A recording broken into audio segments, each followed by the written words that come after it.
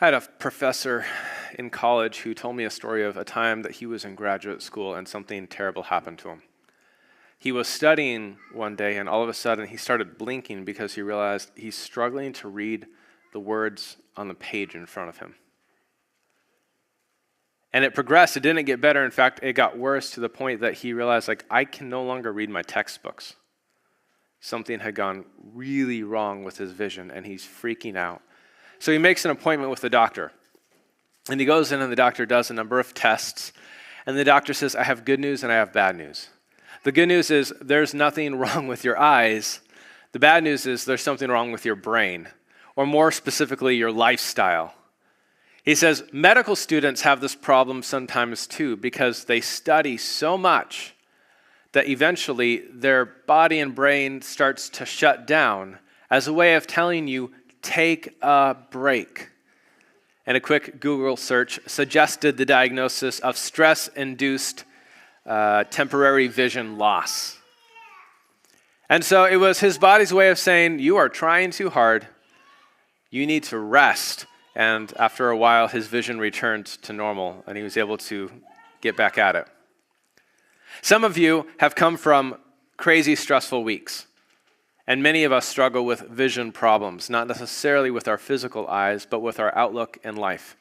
I don't know if this morning, if you're feeling overwhelmed, if you're feeling stressed, if you're feeling like the needs that surround you are so great and the resources you have to meet them are so small that things are impossible. But this morning, I want to give you hope because Jesus gave us all hope. Because the Word of God says that it's not about those needs out there. Yes, we are not enough, but Jesus is enough, and because He's enough, therefore we are. Christ empowers those who follow Him to do what He's commanded us to do. And so I want to encourage you that if we change what we're looking at, things are going to be all right. We're going to be in Matthew chapter 14, mostly. We're going to start at the end of chapter 13. And if you've been reading along in our sermon series, you're going to say, Jordan, your bookmark was wrong. And I'm going to say, I'm sorry, yes. Because last week I was looking at chapter 13. I'm like, this last part goes with next week's message. So we made an audible. We're going to begin in Matthew chapter 13, verse 53. When Jesus had finished all these parables, he moved on from there, and coming to his hometown, he began teaching the people in the synagogues. And they were amazed. Where did this man get this wisdom and these miraculous powers, they asked. Isn't this the carpenter's son? Wait, isn't his mother's name Mary? Aren't his brothers James and Joseph, Simon and Judas? Wait, aren't all his sisters with us? Where then did this man get all these things? And they took offense at him. But Jesus said to them, a prophet is not without honor except in his own town and in his own home. And he did not do many miracles there because of their lack of faith. This is pretty astounding. If you've been reading through the Gospel of Matthew, you understand that Jesus' power and authority and his ability to do miracles cannot be stopped by forces of nature. The winds and the waves don't stand a chance against Jesus. All right? The forces of evil don't stand a chance against Jesus. He can cast out demons. He can raise the dead. But what is it that stands in Jesus' way? Unbelief and a lack of faith. These people, they have a vision problem. They think they recognize Jesus, but they don't recognize Jesus. They see he has wisdom and they see he has power. Where did this man get this wisdom? Where did he get this miraculous power? Clearly something's going on. But then they remember, we know this guy. Isn't this the carpenter's boy? Isn't this Mary's son? We know his brothers. We know his sisters. And they took offense at him. If you go back a couple of chapters to chapter 11, John the Baptist, he sends his disciples to Jesus asking, are you the one who's supposed to come, or should we expect somebody else? And Jesus sends them back with a message. He says, go tell John what you saw, go tell John what you heard. The blind receive sight, the lame are walking, the dead are raised, and the poor have the good news preached to them. Blessed is anyone who doesn't stumble on account of me. It's the same word, all right? Nazareth stumbled. They recognize Jesus, but they don't recognize him, and so Jesus can't do a whole lot for them. It's not because he's without honor, but around the hometown crowd, you're just Jesus. Well, at that time, chapter 14, Herod the Tetrarch heard the reports about Jesus, and he said to his attendants, "Ah, this is John the Baptist. He has risen from the dead. That's why miraculous powers are at work in him." Herod thinks he recognizes who Jesus is. John the Baptist back from the dead. See, Herod had arrested John and bound him and put him in prison because of Herodias, his brother Philip's wife, for John had been saying to him, "It is not lawful for you to have her." So Herod divorced his wife, and his sister-in-law divorced Herod's brother so they could marry one another one, all right? You thought, modern rom-coms were a mess, okay? No, like the Herods, they're a mess. So Herod married his sister-in-law, and John is like, excuse me, that's not kosher. That's not okay. That is not in line with God's laws. And Herod wanted to kill John, but he was afraid of the people because they considered John a prophet. Political pressure being what it was, Herod just had John thrown into prison. Now on Herod's birthday, the daughter of Herodias, so his niece/daughter-in-law, niece/stepdaughter, danced for the guests and pleased Herod so much that he promised, with an oath, to give her whatever she asked. And prompted by her mother, she said, "Oh, give me here on a platter the head of John the Baptist." Herod didn't imagine things going in this direction, and the king was distressed. But because of his oaths and his dinner guests, he ordered that her request be granted. And he had John beheaded in the prison. And his head was brought in on a platter and given to the girl who carried it to her mother. And John's disciples came and took his body and buried it. And then they went and they told Jesus. Somewhere between ew, gross, and oh no, this story confronts us. Forget justice, all right? Forget a fair trial. Forget political pressure. You have a man in authority who wants to save face before his dinner guests and made promises he never should have made. And essentially on a whim ordered that an innocent man in prison is going to get his head lopped off. And then it's presented like a present to this young girl who carries it to her mom. Like, this is what worldly authority and worldly power looks like, and it's terrible. Like, this is the way the world works. If you've ever been surprised at all by what goes on in Washington or what you hear about coups and other political rivalries happening overseas, don't be surprised. This is what humans do. Several months back, I was in a local bank here talking to the security guard while waiting in line, and I just asked him, what are you listening to right now? And he says, I'm listening to this amazing book. It's changing my life. It's called The 48 Rules of Power by a guy named Robert Greene. It was written in the late 90s, and I do not recommend it. I really don't. It is an evil, evil, evil book. So if you want to learn how to be a backbiting snake in the grass, how to be the most deceptive version of yourself so you can acquire power and manipulate all the people around you, then by all means, read the book. He will tell you the game plan to become a cult leader. In fact, he, in the chapter designated to how to keep your hands clean and get other people to do your dirty work. Yes, that's a chapter. He tells the story from the Bible of David and Bathsheba. And if you weren't aware, David has an adulterous affair with a woman named Bathsheba, and she gets pregnant. And he goes, oh no, and he wants to cover it up. And so he finds a way to murder her husband in battle via orders carried out by David's general. All right, so David's general did all the dirty work.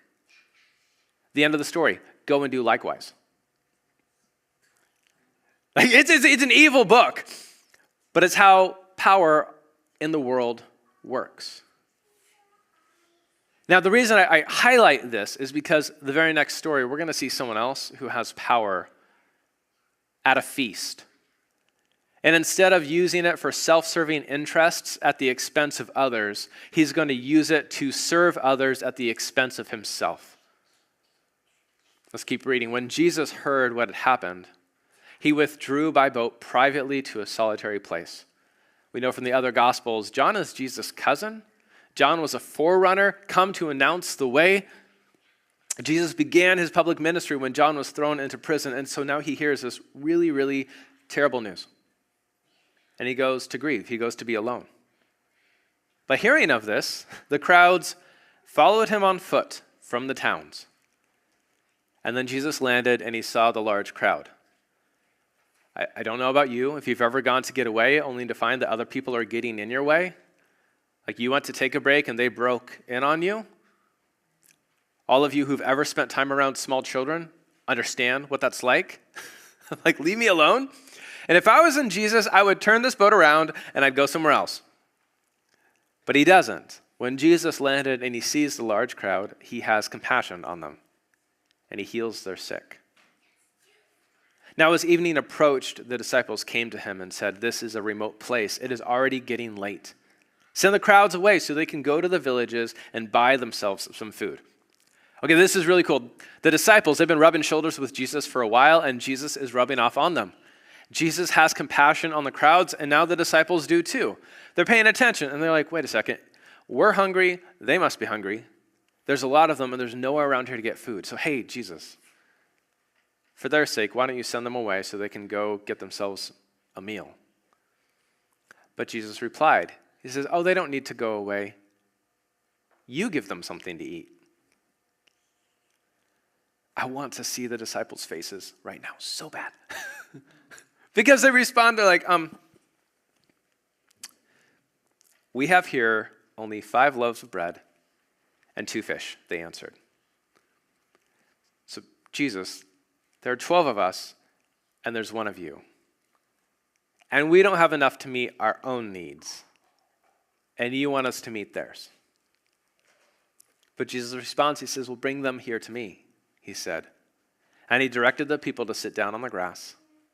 And taking the 5 loaves and the 2 fish, the disciples said were not enough. And looking up to heaven, he gives thanks. And he broke the loaves. And then he gave them to the disciples. And the disciples gave them to the people. And they all ate and were satisfied. And the disciples picked up 12 basketfuls of broken pieces that were left over. And the number of those who ate was about 5,000 men, besides women and children. And immediately Jesus made the disciples get into the boat and go on ahead of him to the other side while he dismissed the crowds. Jesus is awesome.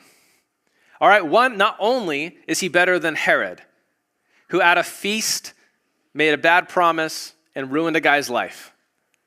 Jesus, in his power and authority, has compassion on a crowd and makes their lives so much better by empowering those who are following him to keep his commands. The disciples said it wasn't enough, and Jesus said, God, thank you, this is more than enough. And indeed it was. And they all ate. And the better we know our Old Testament, the better Jesus becomes. This is reminiscent of a story in the Old Testament from 2 Kings chapter 4. The prophet Elisha, that miracle worker, one time fed 100 people with 20 loaves of bread. And there was a little bit left over. All right, and Jesus just showed himself to be so much better than Elisha, because these are over 5,000 people, and they have 12 basketfuls left over. But it also is reminiscent of another story, of a time that the Israelites are out in the wilderness, and they're starving, they're hungry, and they're crying out for food. And a guy named Moses gives them bread from heaven. And it's like that, only Jesus is one-upping even Moses. Because when the Israelites gathered manna, there was none to be left over. And Jesus gives an overabundance. And also, Jesus isn't even playing the role of Moses here. He's playing the role of God by actually bringing food out into the wilderness. Jesus is awesome. Well, immediately, Jesus made the disciples get into the boat, go on ahead of him to the other side while he dismissed the crowd. And after he had dismissed them, he went up on a mountainside by himself to pray. And later that night, he was there alone. All right, back on track. This is what Jesus set out to do at the beginning of the story, and it got interrupted for a very long time. And now I'm going to just step to the side here and talk to myself for a minute. Jordan, when you are overwhelmed and stressed out and burnt out, and it's been a really long day, maybe what you need is not a vacation, a break, a distraction, or a substance. Maybe you need to spend time with God and let him refresh you. Okay, personal sermon over. Jesus gets away to pray. And later that night he was there alone, and the boat was already a considerable distance from land, buffeted by the waves, because the wind was against them. Those poor disciples have been sent by Jesus, and they haven't made a lot of headway. And nature itself is against them. But shortly before dawn, somewhere between 3 to 6 in the morning, Jesus went out to them, walking on the lake. And when the disciples saw him walking on the lake, they were terrified. "It's a ghost," they said, and they cried out in fear. Because, of course you would. It's dark. Maybe it's an overcast night. Maybe the stars and the moon are out. I don't know. But it's during a storm. The waves are rocking, and all of a sudden, out there in the distance, you see something. That's not another boat. It's not a fish, definitely not a fish. It is something that is moving very unnaturally on the water. Do you see that? It's coming closer. And they begin to freak out. It's a ghost. And they're crying out in fear, but immediately Jesus says to them over the waters, "Take courage. It's me. Don't be afraid." "Lord, if it's you," Peter replied, "tell me to come to you on the water." "Come," he says. This is either brilliant or stupid, and maybe both, by Peter. See, the key phrase there is, "if it is you, Jesus." Peter learned his lesson from the 5,000. Apparently, Jesus has the ability to empower those who follow him to keep his commands. He told us to do something impossible, like feed a great crowd, and then he made it able to happen. Now, Peter's on a boat, and he's like, "Lord, if that's you, and you command me to come to you walking on the water, I'll be able to do it, because you empower those who follow you to keep your commands." But Peter, if that's not Jesus, you're going to die. But here comes the call, "Come." And then Peter got down out of the boat, and he walked on the water, and he came toward Jesus. But then something happens with Peter. It says, "But when he saw the wind, he was afraid, and he began to sink. And he cries out, 'Lord, save me.'" Peter did what all of us are tempted to do, and that is to take our eyes off of our Lord and begin to look at our circumstances. He saw the wind. I don't even know what that means. Like, how do you see the wind? But maybe you noticed it. Maybe it was quite a freaky night. Take that how you will. Whatever it was, he saw it. And then he forgot Jesus' command to not be afraid, and he began to be afraid. And he realized, this is an impossible circumstance. I'm going to die. And he began to sink. He began to be overwhelmed. But he didn't know who to cry to. He says, "Lord, save me." And immediately Jesus reached out his hand and caught him and said, "You of little faith, why'd you doubt?" And when they climbed into the boat, the wind died down, because the forces of nature can't stand in the way of Jesus. And then those who were in the boat worshiped him, saying, "Truly, you are the Son of God." See, back in Matthew 8, when Jesus calmed the storms and the wind and the waves, and he got back into the boat, the disciples were asking themselves the question, who is this man? The light is coming on for them. They realize, no, this is the Son of God. Jesus is amazing. And the better that we know our Old Testament, the better Jesus becomes. Because there is one being in the Old Testament that has control of the wind and the waves and the storms. And his name is Yahweh, the I am who I am, the God of Israel. He is the one who makes a safe way for his people through the sea. Go read the Exodus story. He is the one who, in, for instance, Psalm 18, when David is writing of how God has delivered him, says, "He reached down from on high, and he took hold of me, and he drew me out of the deep waters." This is what Jesus is doing for Peter right now. Or, my favorite passage is in Job chapter 8, verse 9. Because a lot of the time, the scriptures talk about Yahweh treading through the paths of the sea, but Job chapter 9, verse 8 says that God alone stretches out the heavens and treads on the waves of the sea. What Jesus is doing, and the puzzle that just is breaking the disciples' entire conception of reality, is the fact that here's this guy who is saying and doing the things that only the God of Israel is allowed to say and do. But he is. And wrestling with this cognitive dissonance ends up eventually in the Christian church coming to the formulation of the Trinity, that God exists eternally as Father and Son and Spirit, and that the second person of the Trinity, the Son of God, took on flesh and became human and dwelt among us. All right, it is a great mystery, and right now they're trying to make sense of it. I'm really glad that we live after the fact when they've written about it, because it's a lot easier to see in hindsight. But they're beginning to have the lights turned on. Truly, you are the Son of God. And when they crossed over, they landed at Gennesaret. And when the men of that place recognized Jesus, they sent word to all the surrounding country. People brought all their sick to him and begged him just to let the sick touch the edge of his cloak. And all who touched it were healed. All right, it's like Oprah-style healing. And you're getting healed, and you're getting healed. Hey, you got any sick people? Get them over here because Jesus has arrived.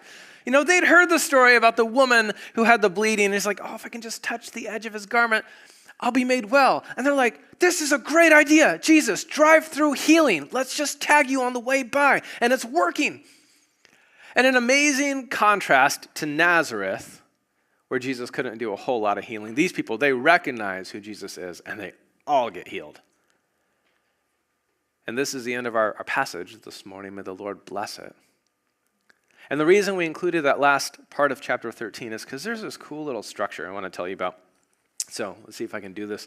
It's one of these, all right? The story goes to a middle, and then it moves back. So at the beginning of the story, you have Jesus in Nazareth, and a group of people who think they recognize Jesus, but they don't really recognize where his power and wisdom come from. And so Jesus can't do a lot of healing. In contrast, our passage ends with the story of Jesus in Gennesaret, where everyone recognizes Jesus, and they all come to him for healing, and they're all made well. And then we have these two ghost stories. Herod thinks Jesus is a ghost of John the Baptist, and it's a story about a ruler who uses his power to ruin someone's life. Mirrored on that, we have the story of Jesus walking on the water. It's a ghost story. It's a ghost out there. And we have the story of a ruler who's using his power to rescue someone from death. And then Jesus, hearing about John the Baptist, goes away to pray. And Jesus finally gets away to pray. And the center story is the feeding of the 5,000, which also has this structure. It begins with a large crowd meeting Jesus, and the disciples say, send them away. And at the end of the story, we're told it's a crowd of 5,000. And Jesus sends them away. And then goes and Jesus says to the disciples, you guys give them something to eat. And on the other side, Jesus empowers his disciples to feed the crowd. See, technically, Jesus doesn't feed the 5,000. Jesus empowers his disciples to feed the 5,000. The next layer, the disciples complain, we don't have enough. In light of this overwhelming need, we have underwhelming resources. We have only 5 loaves and 2 fish.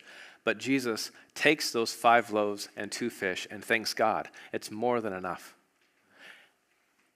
And right in the center, you have Jesus telling his disciples, bring what little you have to me. And watch what happens. Bring them to me, he says. Everyone sit down. And he thanks God for it, and the disciples feed the crowds. And they're all ate, and there's plenty left over, and they're satisfied. And they go home in peace. The point of our story this morning is that Jesus empowers those who follow him to keep his commands. We're not enough for the needs around us. No, they're overwhelming. They are so much beyond our power and our ability and our meager resources. It's just not the point. The point is that we bring what we have to Jesus and we watch what Jesus does with it. Lord, if it's you, you can command me to walk on the waves. Well, you're commanded. And all of a sudden, Jesus empowers those who follow him to obey his commands. It was true back then, and it's true now. And this truth is both fantastic and frightening. It's fantastic because it means that there's no power that can stand against Jesus, and it's frightening because if Jesus doesn't come through for us, we're dead, or embarrassed, or looking like an idiot. It's fantastic and frightening. Jesus has given us commands. Now, to list some basic ones, fortunately, there's not a crowd of 5,000 here that we're supposed to feed, because that's a logistical nightmare. Like, Jesus, you have to do something with that. But for us, Christ has commanded us to get along with one another, love one another the way that I've loved you, feed the hungry, clothe the naked, visit those who are sick or in prison, preach the gospel to all nations and make disciples. And even if we just selected those small, few commands of Jesus, man, the need around us is overwhelming. I don't know about you, but my office window looks across Burnside to this little hill where a bunch of people who live on the streets addicted to substances like to set up their tents. And so every day I just look out at a broken situation and I go, this community has overwhelming needs. I am regularly getting phone calls from people in the community who are looking for financial assistance because there's more need in the community than there are resources in order to meet it. And that's the community. We don't even have to talk about the overwhelming nature for myself, of being a father of 4 kids and a husband to 1 wife. I don't know if you guys feel like you're, checking all the boxes in your relational requirements. But it's hard. Life is hard. Work is hard. Relationships are hard. And yet, Christ calls us to come and die in service to others, to follow him come what may. To believe that what little we have, and we can do the math, like, here's what I've got, this is the need, there's a math problem here, and yet Jesus says, bring what you have to me. And then I'm going to send you to go take it and go bless other people. And then the joyful, amazing thing that we see happening as we come back to Jesus and realize there's more. And we go and we bless people with it, and we come back and there's more, and there's more, and there's more. Because we're not enough, but he's enough. And because he's enough, then it is enough. Indeed, maybe even extra. I began this morning with a story of a guy who had sight problems, who was trying to do all of his studies in his own power, and it almost killed him. I want to tell a story now about a different guy I know. I met him about 15 years ago. He's a medical doctor who's serving the poorest of the poor overseas. When in high school, this guy was far from brilliant. I think he sailed through with a straight C average. Maybe he was up to the low B level. But as a young man, he felt his heart strangely warmed for the needs of the world. And he felt a desire to bring the modern medicine to the people who could never pay for it. Now, he's a poor to average student. And being a doctor requires med school. Generally speaking, they're hard to get into, expensive to pay for, and hard to graduate from. And so he told God, okay, I'll do it, but you've got to do it. So he applied to med school. And he doesn't know why they accepted him, but one school did. I forget how he paid for it. That's a whole different story. But he told God, I'm going to do what I can. I'm going to study. And then I'm going to go to bed, which makes him one of 2 people I have ever heard of who got good sleep through college. But he did. He would study his text until 10 p.m., and then he'd go to sleep, and he'd get 8 hours of sleep. And he's studying alongside all of those other people who are going blind because they're so stressed. And he graduated. God took him through. And so he spent the last 2 decades of his life serving the poorest of the poor, treating people who could never pay for it. I know of a church that got planted in 2009. It was in the middle of the housing crisis. In order for it to happen, the planters, they had to be able to sell their home in a community where like a third of people were losing their homes. It was a terrible time to sell a house. But they felt their heart strangely warm to go and bring the gospel up into the area of Portland And lo and behold, God brought someone who stepped in, looked around, and said, I love it, and I'll pay full asking price for it. Paid off their debt, sustained them, the church got planted, and back in 2016, it merged and became Family of Grace. A story after story. You think it's not enough, but in the hands of Jesus, not enough, thank God, becomes more than enough. Because Christ empowers us to keep his commands. It's not about our circumstances. If we focus on them, we will be overwhelmed. We will be stressed out. But if we focus on him, maybe, just maybe, we can do the impossible. But it's hard. Yesterday, or actually a couple days ago, I was praying for the church, and the needs, even within this own room, are overwhelming. And so I found myself praying, because I'm studying this passage, Jesus, will you take what little we have, and will you make it enough?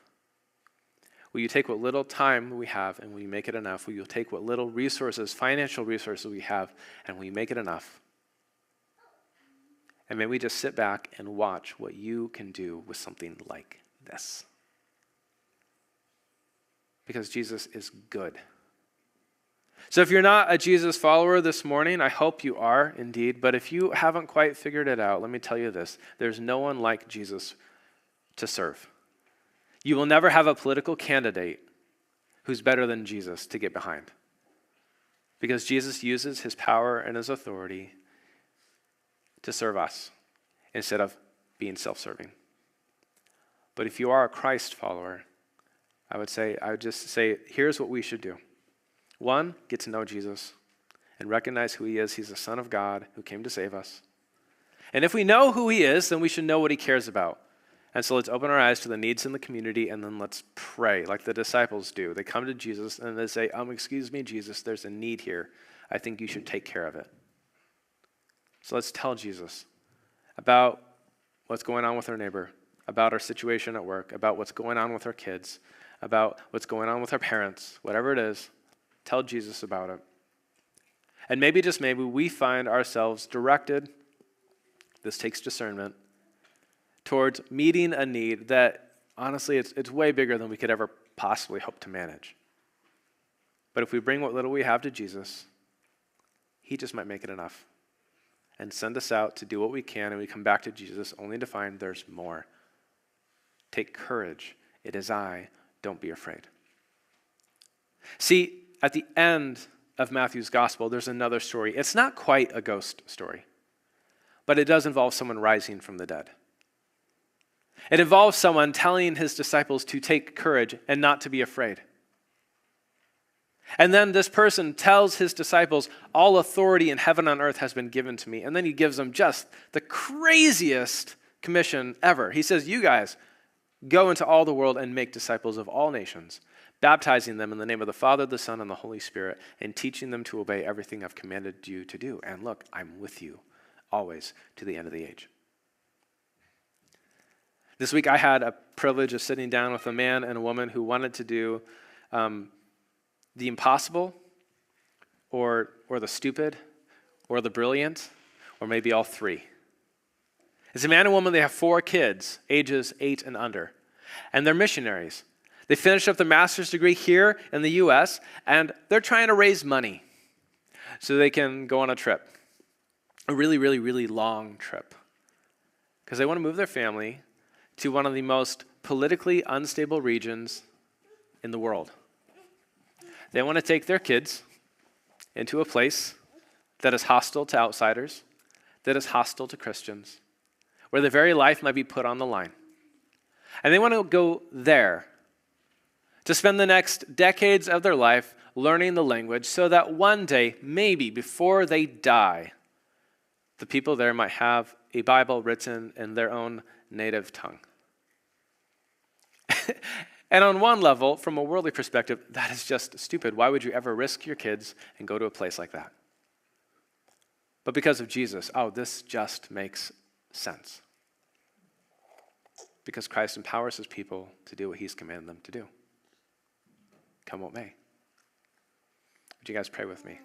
Heavenly Father, you are good. Teach us, Lord, to love you. Christ, would you help us to see us that you are the Son of God, more than enough for the needs that surround us.